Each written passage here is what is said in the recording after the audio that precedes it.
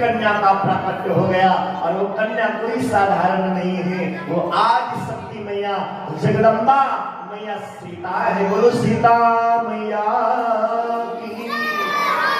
क्योंकि जब तक माँ नहीं आएगी तो पिता आने वाले नहीं है। पहले मैया को आना है, जगदम्बा मैया को आना है। उन्हीं माँ का नाम रखा गया सीता। सुखदेव जी महाराज कहते हैं, राजन परीक्षित इधर दशरथ जी जो स्वयंभू मन दशरथ बन करके आए हैं और उनकी पत्नी शत्रुपा जी कौशल्या बन करके आए हैं। दशरथ जी की कितनी पत्नियां हैं, कितनी रानी? बोलो भाई, क्या बात है, सब जानते हैं ना।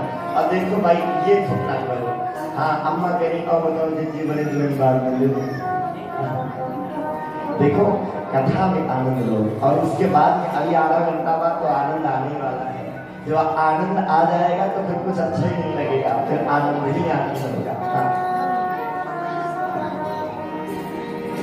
राजा दशरथ की कितनी रानियां हैं? 3 रानियां हैं, कौशल्या, कैकेयी, सुमित्रा। इन 3 रानियों के अलावा आनंद रामायण में आया महाराज दशरथ की 360 रानी और भी हैं, लेकिन महाराज दशरथ की कोई संतान नहीं हुई। क्या कोई संतान वास्तविक में नहीं हुई? क्या वास्तविक में कोई संतान नहीं थी? मैं बताता हूँ। महाराज दशरथ की एक पुत्री हो चुकी है। महाराज दशरथ के कितने बेटे हैं? कितने बेटे हैं? आप लोगों ने सुना तो होगा ना, जानते होंगे। 4 है ना, राम लक्ष्मण भरत शत्रुघ्न। और बेटी कौन है? बेटी का नाम जानते हो? दशरथ जी की एक बेटी भी है, नाम जानते हो ना उनका? नहीं जानते तो हम बता दे रहे हैं। उनकी बेटी का नाम है शांता। क्या नाम है?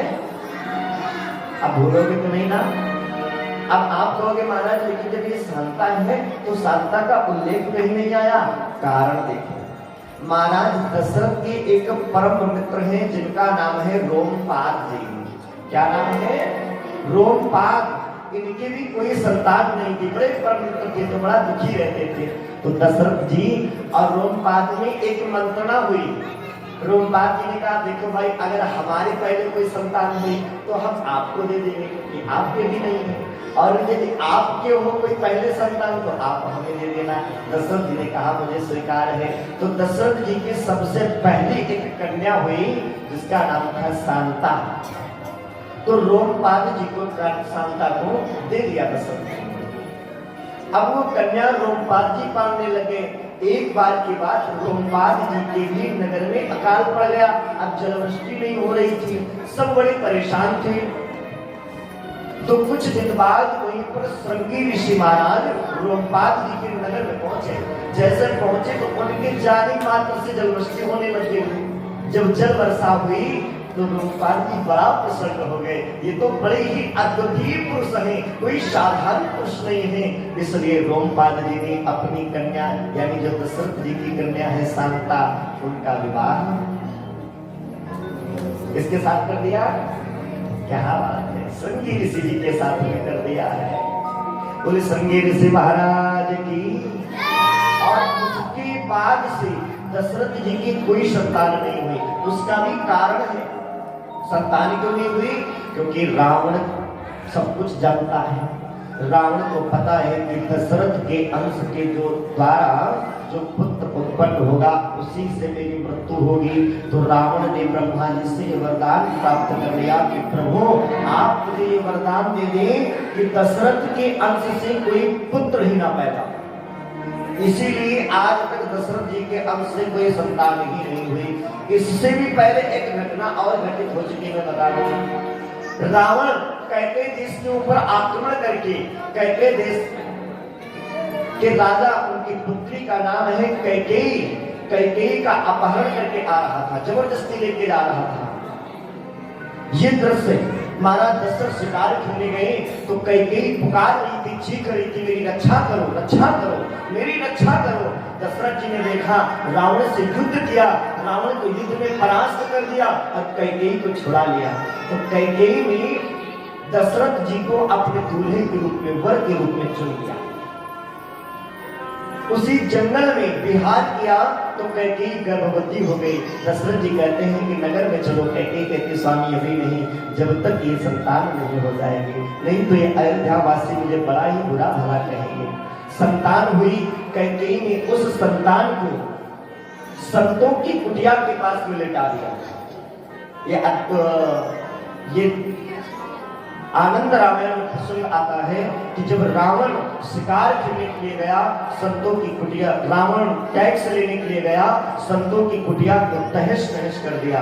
वहीं पर देखता है कि ये बालक लेटा है, उसे लेकर के अपने महल में आया।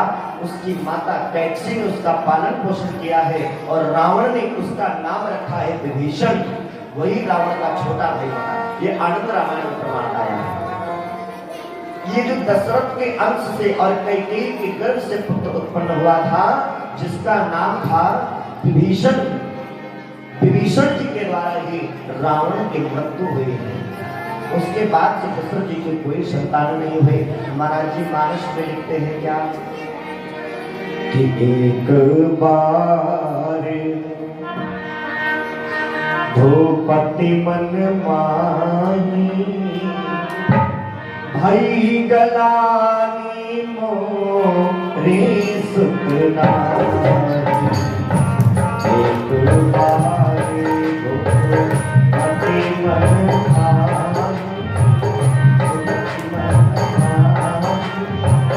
भई गलानी मोरे सुख नारी।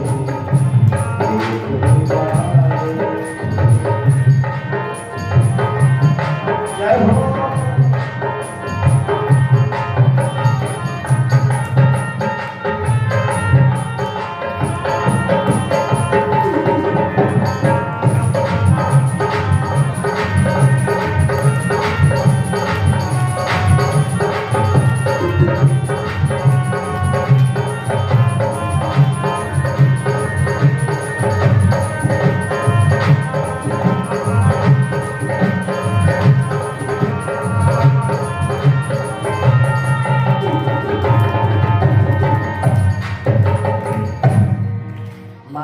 बाबा लिखते हैं कि एक बार भूपति मन माही, भई गलानी मोरे सुत नाही।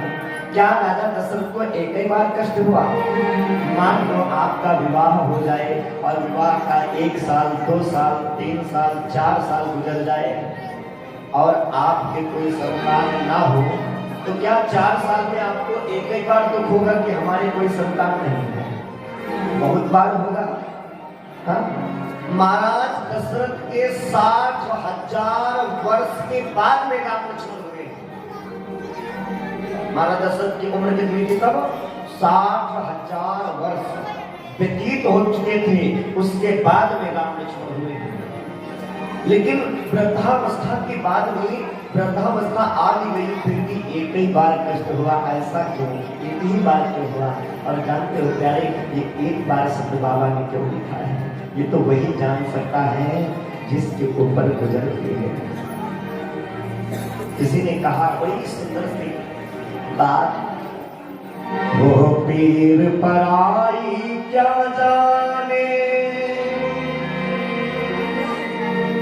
वो पीर पराई क्या जाने, जिस पाँव देवाई गई ही न हो।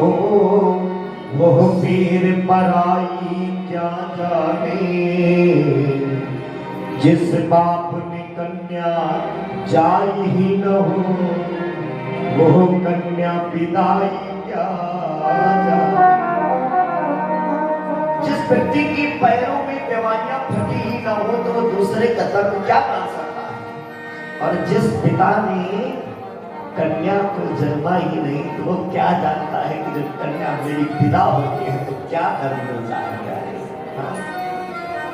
किसी ने कहा कि जब पुत्र नहीं होता तो जीवन खराब होता, दुनिया के आगे मुखड़ा अपना उदास। शब्दों को ध्यान देना। जब पुत्र नहीं होता तो जीवन खराब होता, दुनिया के आगे मुखड़ा अपना उदास होता, भर भर के देते ताने ये है दुनिया वाले सारे। और कहते क्या है कि विधना ने पाप इसको जन्मों के लिए दे डाले। लोग कहते हैं कि देख न जाने से कौन से जन्म का पाप किया जो भगवान की इसको एक मुसलिया तक नहीं दी। लड़के की तो बात छोड़ना, भर भर के देते ताने ये है दुनिया वाले सारे। विधना ने पाप इसको जन्मों के लिए दिया। और उस समय सुन सुन के उनकी बातें मनवा उदास होता। जब पुत्र नहीं होता तो जीवन खराब, जीवन का कोई मोल नहीं। आंख किस काम की जब आंख के तारे न रहे। इतनी बड़ी आंख है लेकिन इस आंख में सबसे ज्यादा काम किसका है जानते हो? इतनी बड़ी आंख बनी है इसमें लेकिन काम किसका है? ये जो आंख के अंदर इतना बड़ा तारा छोटा सा बिंदु रखा है ना, ये बस उसी का काम है। आंख किस काम की जब आंख के तारे न रहे। राज बेकार है जब राज दुलारे। ये धन संपदा धन दौलत किस काम की जब बेटी ही ना हो। आज दशरथ जी को क्यों कष्ट हुआ कि महाराज दशरथ के परम मित्र हैं जिनका नाम है देवराज इंद्र। महाराज दशरथ के पास वो सामर्थ्य थी कि महाराज दशरथ इस मृत्यु लोक से देवराज इंद्र के वहां स्वर्ग लोक अमरावती को आया जाया करते थे। एक दिन की बात, जिस सिंहासन पर इंद्र दशरथ जी को बिठाता था उसी सिंहासन को रोज धुलवाता था। एक दिन दशरथ जी अपना पीताम्बर धुल गए। अरे मेरा पीताम्बर कहाँ? ओह याद आया, हमको लगता है इंद्र के वहां छूट गया है। दशरथ जी गए तो देखते हैं जिस सिंहासन पर मैं बैठा था वो धुलवाया जाता है। ए भैया तुम इसे क्यों धुल रहे हो? इसमें क्या गंदा हो गया? अरे महाराज आपको क्या पता, एक मृत्युलोक से राजा आता है जो निर्वंशी राजा है, उसकी कोई संतान नहीं है और वो इस सिंहासन पर बैठता है, इसीलिए हमारे महाराज इंद्र इसको प्रक्षालित करवाते हैं, धुलवाते हैं। आज दशरथ जी ने जैसे सुना मेरा परम मित्र इंद्र मेरे संतान ना होने के कारण आज मैं जिस सिंहासन पर जहां पर मैं बैठता हूँ उसको अपवित्र मानता है और वो उसे प्रक्षालित करवाता है। यही सोची तुलसी मन माही कि भाई गलानी मोरे सुना दूसरा। महाराज दशरथ जंगल में शिकार खेलने गए। एक गाय पिड़क रही है, प्यास से व्याकुल थी, बहुत ही तीव्र धूप हो रही है। इधर उधर जल की तलाश कर रही थी, गर्म उनकी गाय थी। तो देखा कि कुछ थोड़ा सा जल दिखाई पड़ा और वो जल कहाँ पर है? जहाँ पर दलदल है, एक तालाब है और वहां पर दलदल है, उसी में थोड़ा जल है। गाय प्यास से व्याकुल थी, कूद पड़ी उसी और जल को पीने लग गई। होश नहीं रहा कि मेरा शरीर इस दलदल में धंसता चला जा रहा है। जब पूरा शरीर डूबने लगा, केवल सर बचा, रोने लग गई, मेरी रक्षा करो, मेरे प्राणों की रक्षा करो। कौन है आज मेरी लाज बचाने आए, धर्म के नाम पे बलिदान चढ़ाने आए। कौन वो धर्मानुरागी है जो मेरे प्राणों की रक्षा करेगा? हे प्रभु आज मेरे प्राणों की कोई रक्षा कर ले। मैं जीते जी अपनी आंखों के सामने कुछ नहीं कर पा रही हूँ, मैं अपने पुत्र की रक्षा नहीं कर पा रही हूँ। मैं जीते जी अपने पुत्र को मरा हुआ नहीं देख सकती, रक्षा करो। दशरथ जी की कान में आवाज कहां से आ रही? ओहो दक्षिण दिशा से आ रही। दौड़ पड़ी, देखा गाय माता बिलख रही है। धनुष के ऊपर बाण चढ़ाया और बाण चढ़ाकर नहीं, ऐसे नहीं पड़ेगा। दौड़ पड़े हाथ से मदद करने के लिए। जैसे ही गौ माता को पकड़ने चले तो गाय ने जवाब दिया, राजन ठहर जाओ, आप मुझे छूना मत। दशरथ जी ने कहा, अरे माँ अभी आप बिलख रही थी, मेरी रक्षा करो, अब कह रही हो छूना नहीं, क्यों? अरे राजन मैं एक गर्भवती माँ हूँ, मेरी उदर में एक गर्भ पल रहा है और तुम निर्वंशी राजा हो। अगर तुमने मेरे गर्भ को छू लिया, मुझे छू लिया, तो मैंने सुना है कि जो निर्वंशी होता है अगर उसने कहीं किसी के गर्भ को छू लिया, छूने तक की तो बात छोड़ दो, अगर निर्वंशियों की परछाई तक पड़ जाती है गर्भवती स्त्रियों के ऊपर तो उसका गर्भ नष्ट हो जाता है।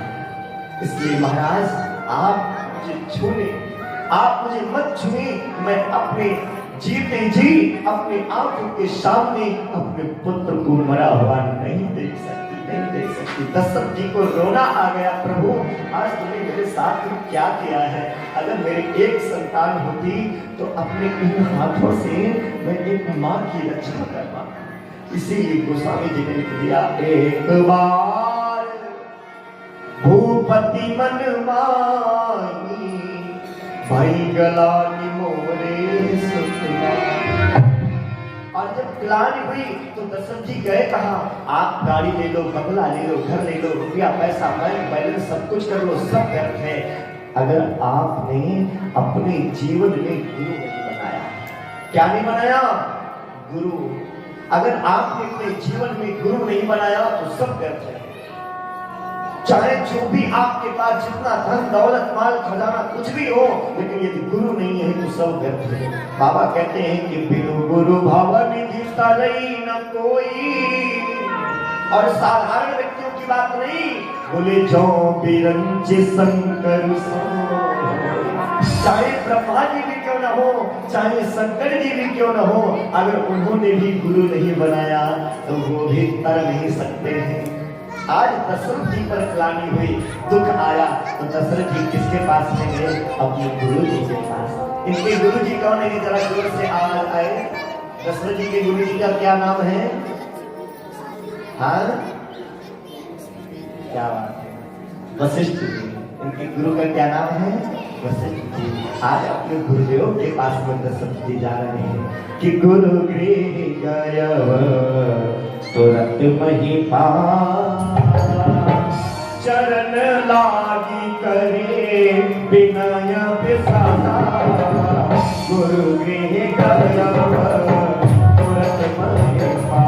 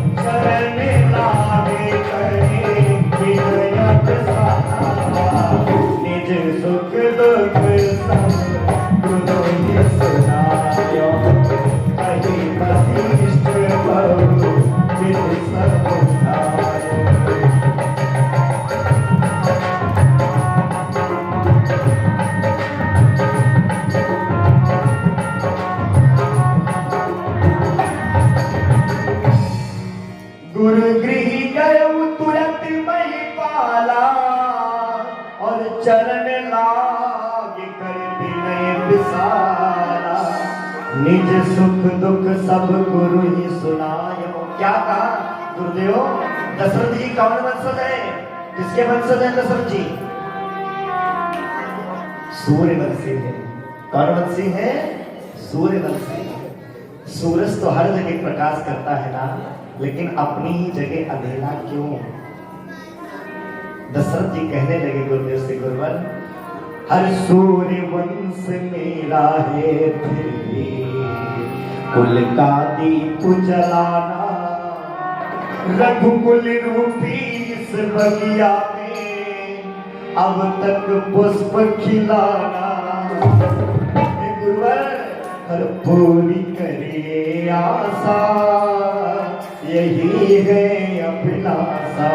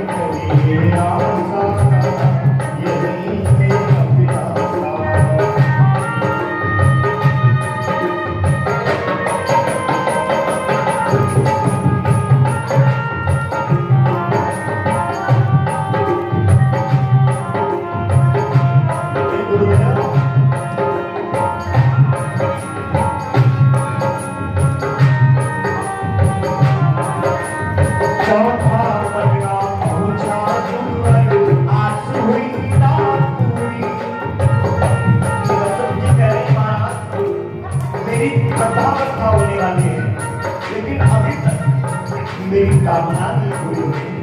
चौथा पन्ना पहुंचा गुरुवर, आज हुई ना पूरी।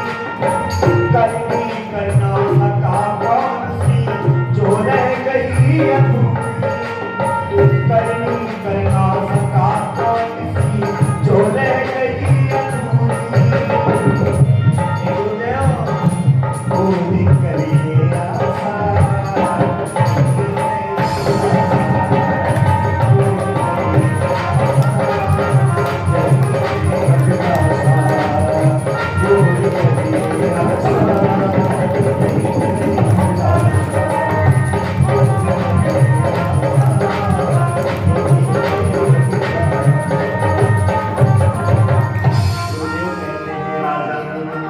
अरे धरहु दीन हुई हई सुत चारी। और ऐसे वैसे नहीं बोले, त्रिभुवन विदित भगति भयहारी। एक नहीं, दो नहीं, तीन नहीं, चार बिगड़ा होंगे। और ऐसे वैसे नहीं बोले, सारे संसार में प्रसिद्ध होंगे। त्रिभुवन विदित भगति भय